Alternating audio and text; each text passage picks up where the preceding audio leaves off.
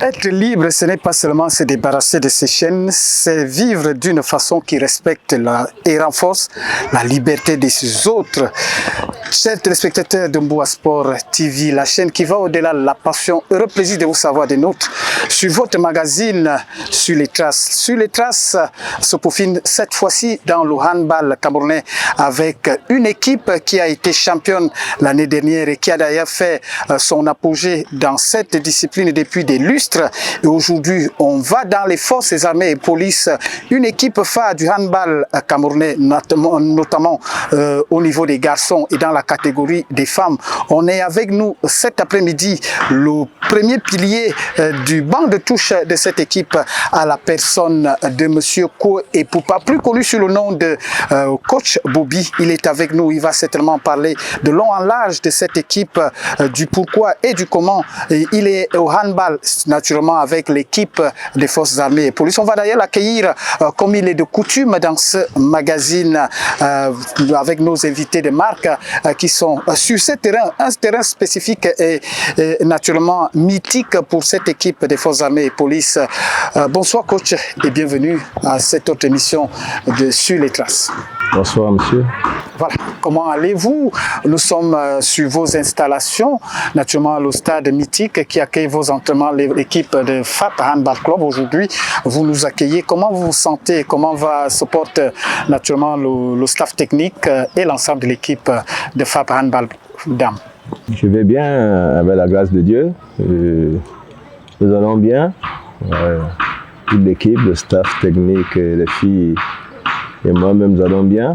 Voilà. Nous sortons d'un week-end difficile. Nous avons été à Bafia enterrer un père du handball, un grand frère à nous, le grand frère Koto Emmanuel, père à son âme. Nous sommes revenus sur Yaoundé. Et dimanche, nous avons joué un match contre TKC, nous avons gagné. Voilà, donc tout va bien. Voilà, tout va bien malgré ce petit équivoque en ce qui concerne le décès d'un des membres du volleyball, du handball s'il vous plaît, mais un week-end qui s'est achevé de très belle manière avec cette belle rencontre livrée par vos pouliches face à l'adversaire de poids qui est le Tonné Canada Club Handball. C'était un match difficile qui a mal commencé pour les forces armées et police, mais à la fin, vous parvenez à renverser la vapeur et naturellement prendre le dessus lors de la seconde période. Racontez-nous un peu cette rencontre le samedi dernier, le dimanche dernier. C'est une longue histoire, je ne sais pas si je dois tout vous dire, mais bon. Et vous savez que le match a été programmé d'abord samedi. Exactement. Et rapport au décès de notre père Koto, le match a été renvoyé dimanche. Sauf que ce samedi, il se trouve qu'il y avait un mariage. Et ce mariage concernait une coéquipière de mes filles. Elles ont joué ensemble dans FAP, on va dire un JS.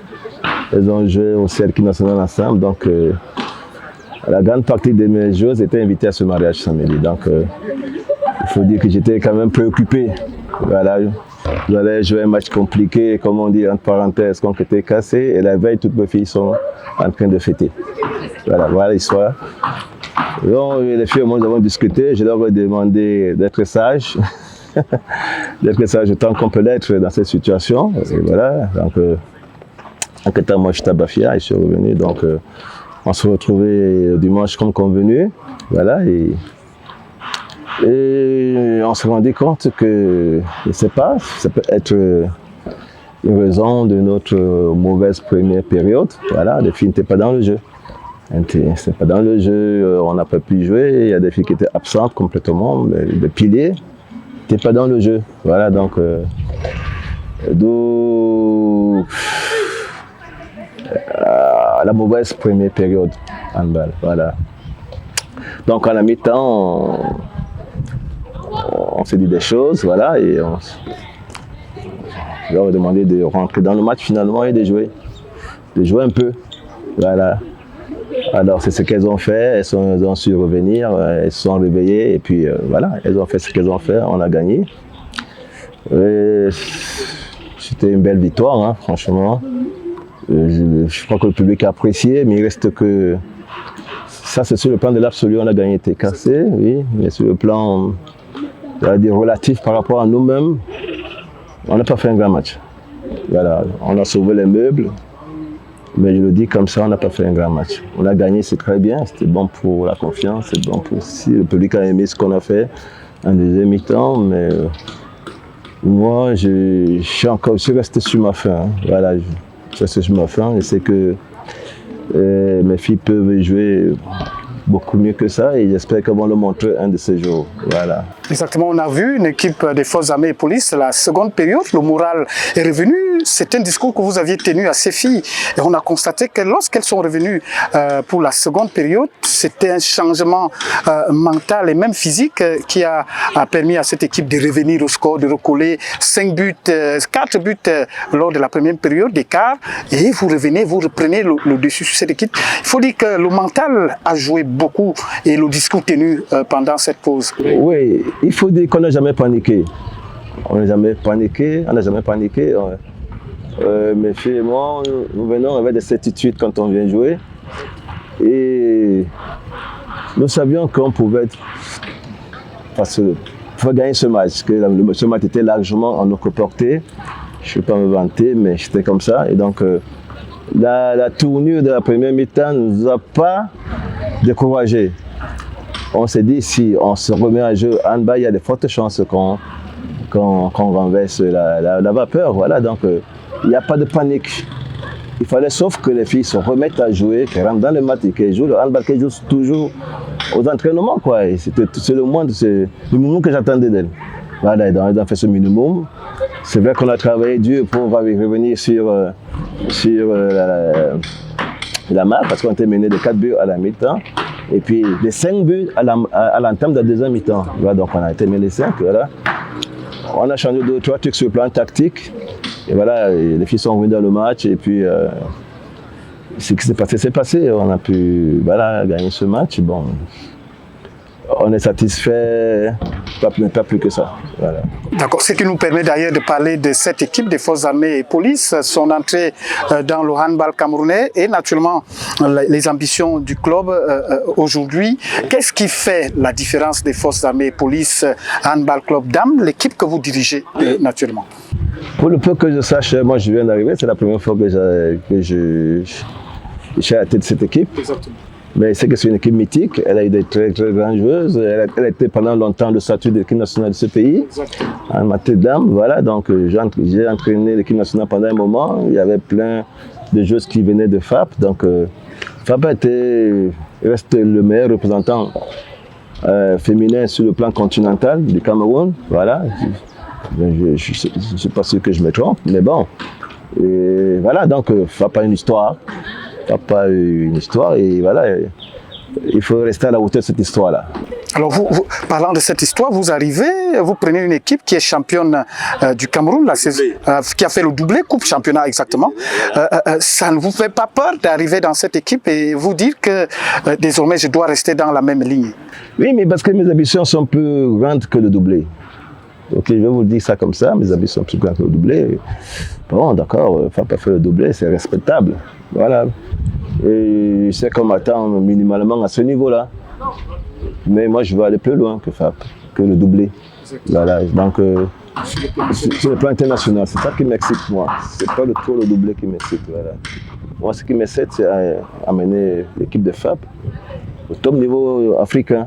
Voilà, c'est ça qui me fait me réveiller tous les jours, réfléchir. Et voilà, et venir chaque jour aux entraînements, c'est ça qui me... Donc, vous allez comprendre pourquoi, même quand la victoire était cassée, elle est belle, mais je reste sur ma faim parce que... Il y a plus à donner. Voilà, il y a plus à donner. Il y a encore des choses à faire. L'équipe, elle n'est pas encore atteint son top niveau. Voilà, et vous savez qu'à ce niveau, bon, tout le monde pense que c'est déjà le top niveau. Et à ce niveau, les progressions sont très lentes et difficiles. Donc, il faut travailler plus dur. Voilà, il faut être plus sérieux pour pouvoir avancer encore pour atteindre le top niveau africain. Et voilà, moi, c'est tout mon frère qui m'intéresse. Voilà, moi je suis venu. C'est ça qui m'amène à FAP, c'est pour ça que je suis dans FAP, c'est ça qui m'excite réellement. Voilà, c'est pas le doublé, c'est bien, voilà, c'est pas mal. Aussi sur le plan international, voilà. Voilà.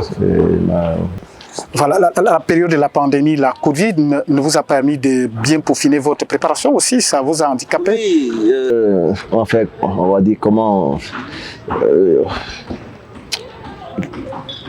Une fois arrivé à la tête de l'équipe de FAP, il y avait une compétition qui devait arriver tout de suite, quoi. Mais je ne suis pas sûr qu'on aurait été prêt pour cette compétition. Voilà, parce que l'équipe de FAP est en pleine reconstruction. On serait allé peut-être apprendre encore. Moi, ça fait un bout que je tourne quand même en Afrique. On serait parti, mais vraiment, on n'a pas pu avoir les ambitions de gagner quelque chose. Ok. Maintenant, peut-être que c'est un bien pour un mal. La Covid nous a permis de pouvoir travailler, ok, et travailler, de construire cette équipe-là. Du coup, on tend vers ce que je veux que cette équipe devienne déjà. Donc, aujourd'hui, nous sommes plus prêts qu'hier à aller en compétition internationale. Vous voyez ce que je suis en train de dire? Voilà, donc aujourd'hui, on est plus prêts qu'hier. On serait parti, mais peut-être qu'on n'aurait pas gagné. Mais maintenant, on peut partir en pensant qu'on peut faire quelque chose sur le plan international. Voilà, donc on ne va pas crier sur le corona, bien sûr, la Covid. Ça nous a permis quand même de nous rassembler, de travailler, de nous renforcer, de travailler et d'améliorer le niveau de jeu, de nous développer, voilà, tout simplement. Voilà. Donc aujourd'hui, on est plus prêt à attaquer l'international qu'avant. Voilà.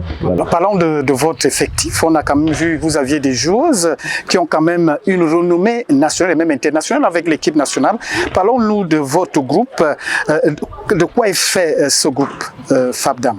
Oui, FAPDAM, c'est une équipe relativement jeune. Hein. Voilà, donc il y a des joueuses qui jouent à l'équipe nationale depuis minimalement une bonne dizaine d'années. Elles sont 2 ou 3, donc il y a un peu d'expérience. Voilà, et il y a des joueurs qui sont des titulaires à l'équipe nationale du Cameroun. Voilà, donc on a une équipe quand même. Il y a des joueurs qui reviennent, qui sont allés en maternité et qui sont en train de revenir. Il fallait du temps pour la remettre sur pied, il fallait du temps pour leur redonner de la compétition et tout. Voilà, c'était pas gagné d'avance. C'était pas gagné d'avance. Voilà, pas possible à perdre des joueurs qui sont partis. Mais il fallait reconstruire tout ça et donner un esprit, je ne veux pas dire un nouvel esprit, mais un esprit de jeu collectif, voilà. Peut-être que moi j'apporte avec ma couleur de jeu, ma manière, mon esprit, ma philosophie de jeu aussi, voilà. Chaque coach a sa philosophie de jeu, moi j'assume complètement la mienne, voilà. Et je suis content parce que les filles sont avec moi. Voilà, elles sont avec moi, elles ont compris quelque chose. Peut-être qu'avec le coach Popa, on peut faire quelque chose. Donc elles sont avec moi et on se bat tous les jours ici pour essayer de grandir ensemble. Voilà. Alors, on parle de votre stratégie. On ne vous a jamais vu dans toutes les rencontres que moi j'ai suivies avec vous, avec FAP. Vous ne vous emportez jamais, toujours dans le calme. Qu'est-ce qui fait la force du coach Epopa? Ouais, c'est un peu l'expérience. Hein. Voilà, je suis un vieux de la vieille, je vous ai dit, je suis en carrière nationale depuis 2002. Parce que c'est quelque chose qui me surprend. Souvent, les autres crient, mais vous êtes silencieux dans votre coin, debout, vous repositionnez vos pions sur le terrain. On se pose quand même des questions. C'est un type de management. Ouais. Ok, c'est un type de management parce que quand vous venez, vous avez un match, vous devez jouer contre l'équipe adverse, vous devez, je ne sais pas si jouer contre les arbitres sur la table. Maintenant, en réalité, les arbitres de la table sont vos partenaires de jeu. Ok? Mais il peut se trouver qu'il y a des problèmes. Voilà. C'est vous le coach, vous devez avoir la maturité pour pouvoir manager tout ce monde-là. Ok? Avoir un dialogue plus apaisé et la table et les arbitres. Voilà. Si vous criez tous les jours sur les arbitres, ils ne vont pas vous faire des cadeaux. Exactement. Ok. Il faut savoir que les arbitres sont des hommes, ils peuvent faire des fautes. Ok, si tous les jours vous êtes en train de leur dire écoutez, vous ne valez pas la peine, vous êtes nuls, eh bien ils ne vont pas faire de cadeaux parce qu'ils ont leur fierté à eux. Ok, vous pouvez dire à un arbitre écoutez, ça n'a pas marché là, mais calmement, mais posément. Ok, c'est que vous avez raison. Ok, ça c'est mon identité personnelle. Moi, je n'ai jamais eu de carton rouge de ma vie. Voilà. C'est une information que vous donnez. Moi, j'ai jamais eu de carton rouge. J'étais à l'international, j'ai jamais été sanctionné à l'international. Pour vous dire. Donc, si je ne suis pas sanctionné à l'international où c'est plus chaud, c'est plus bouillant, c'est pas ici que je vais être sanctionné. Voilà. Il est vrai que je dis des choses, parce qu'avant tout, je suis éducateur, je suis enseignant à l'INGS et tout depuis une vingtaine d'années. J'ai bien enseigné presque tout le monde dans le handball camerounais. Voilà, donc, c'est pas moi qui vais montrer la bagarre, non. Je suis un exemple, je sais qu'on me regarde. Je sais que les petits frères me regardent tous les jours, voir comment je me comporte. Donc, j'ai le devoir de me comporter, montrer l'exemple à tout le monde. Voilà. Ça, c'est mon devoir. Voilà. Même si ça me coûte. Il y a des moments où j'ai bien envie de crier sur les habits. Tu me dis non, tu le fais, tu vas perdre. Gère ton équipe. Essaie de gérer ton équipe pour gagner le match. Il y a des matchs que j'ai gagnés parce que l'équipe, le coach Alves a craqué. Il a pris 2 minutes. Et pendant qu'il prend son 2 minutes, ils sont en infériorité, moi j'en profite et je gagne le match. Exact. Moi je ne peux pas me permettre d'avoir 2 minutes parce que ça va coûter énormément cher à mon équipe. Moi je le sais et je gère ça. Voilà. À travers votre expérience, vous arrivez dans les forces armées et police, vous mettez en place une colonne vertébrale de vos 7 majeurs dans cette équipe. Vous aviez des jours sur lesquels vous comptez, on l'a vu dans vos rencontres, sur lesquels, quelle qu'en soit la difficulté, vous savez qu'elles peuvent trouver une solution et ramener l'équipe. Je peux citer votre pivot, je ne voulais pas citer le nom ici, votre ailier, Yasmine, voilà, il y a l'ailier, Matjoufan et la gardienne, parfois des spectaculaires, et puis vos 2 arrières. Je me pose les questions, comment vous aviez su que c'est sur ces éléments-là que vous devez vous appuyer? Eh bien, elles ont gagné leur place. Hein. Elles ont gagné leur place, elles ont démontré tous les jours à l'entraînement qu'elles méritaient de jouer à ce poste-là. Et voilà, donc je ne suis pas venu dans Fab avec a priori. Ils disent que bon, je veux faire ceci. Non. J'ai mis tout le monde, tout au même niveau. Et puis, cette major, il est sorti tranquille. Voilà, et ça, c'est pas encore complètement fait. Parce qu'il y en a qui poussent derrière, qui arrivent. Et voilà, donc, oui, la concurrence, elle est saine. La concurrence, elle est saine. Je me range à ce que la concurrence est saine, que tout le monde sache qu'il n'y a pas de passe-droit. C'est juste la compétence qui prévaut. Voilà.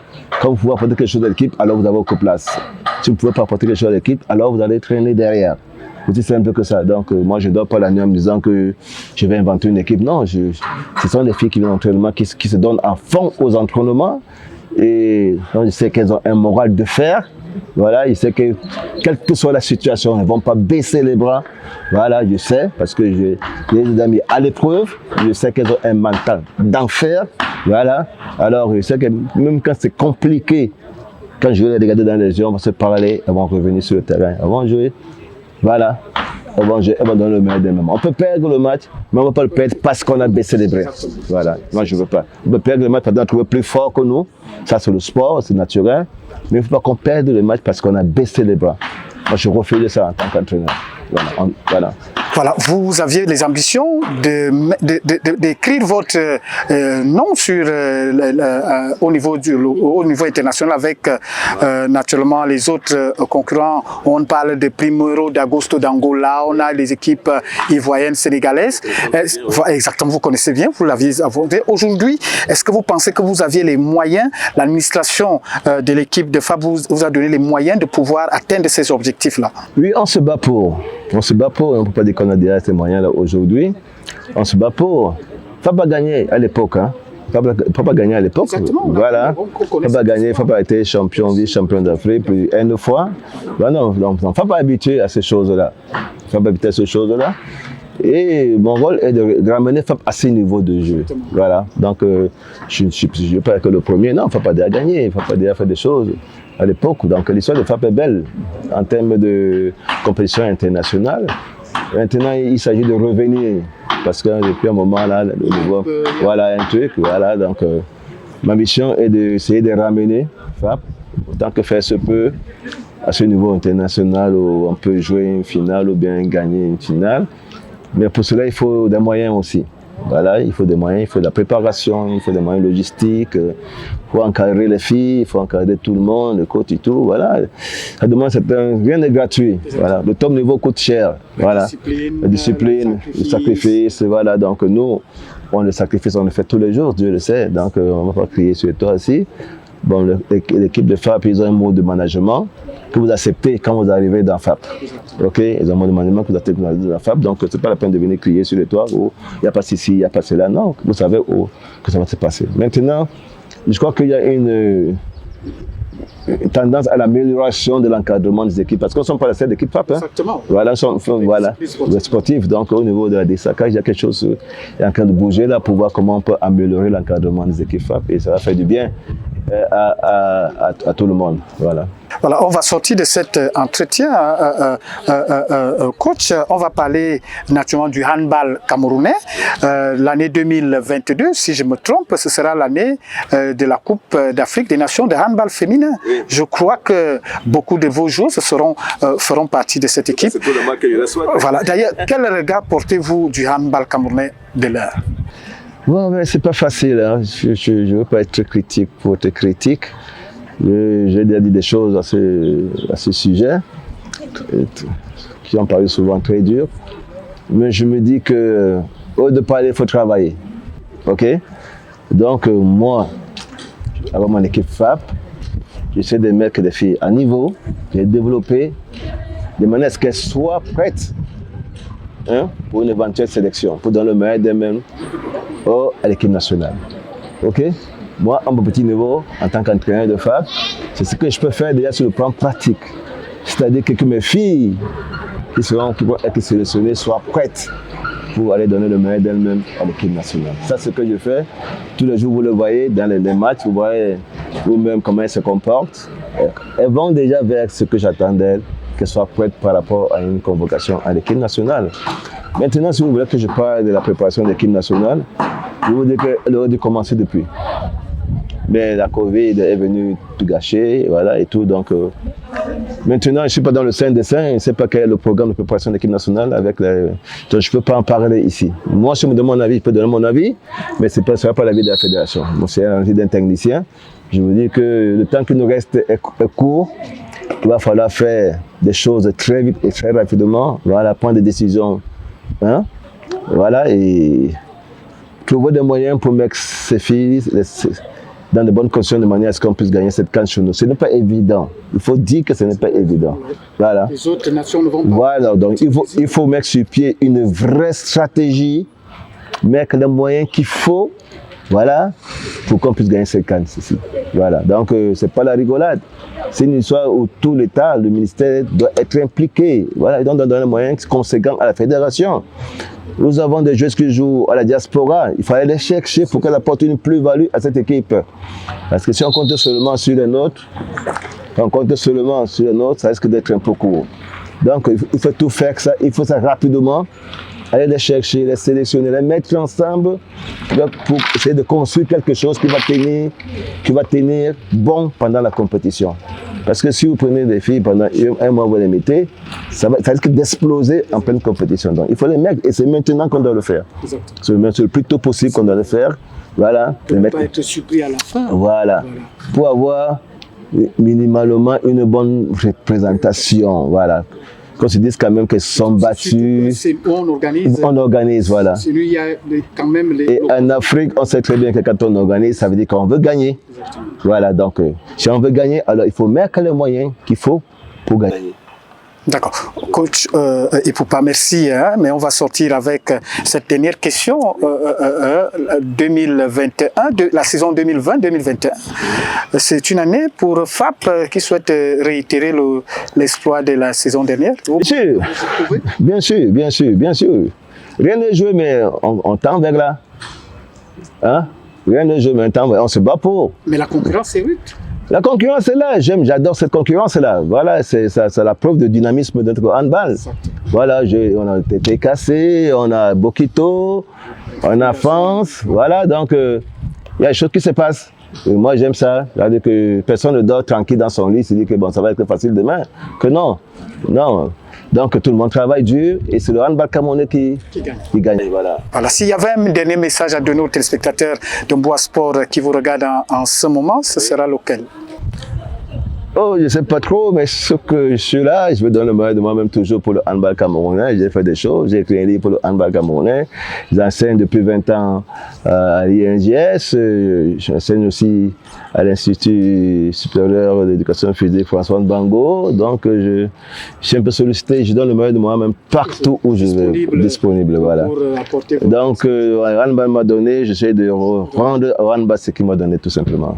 Voilà, merci à vous, chers téléspectateurs de Mboa, avec cet entretien, cette émission, ce magazine qui a ouvert les portes des forces armées et police avec le premier pilier de l'encadrement technique depuis la dernière saison. Il s'appelle Ko Epoupa, plus connu sous le nom de coach Bobby. Il nous a entretenu sur l'ensemble des contours de cette équipe et de ce club mythique du Cameroun qui a d'ailleurs fait des beaux jours au niveau international. Merci à vous de nous avoir suivis et merci à l'ensemble de l'équipe technique qui nous a permis d'être devant le petit écran, certainement dans nos prochaines éditions pour votre magazine Sur les traces sur Mboa Sport TV. Restez des nôtres, la suite des programmes c'est sur Mboa Sport TV.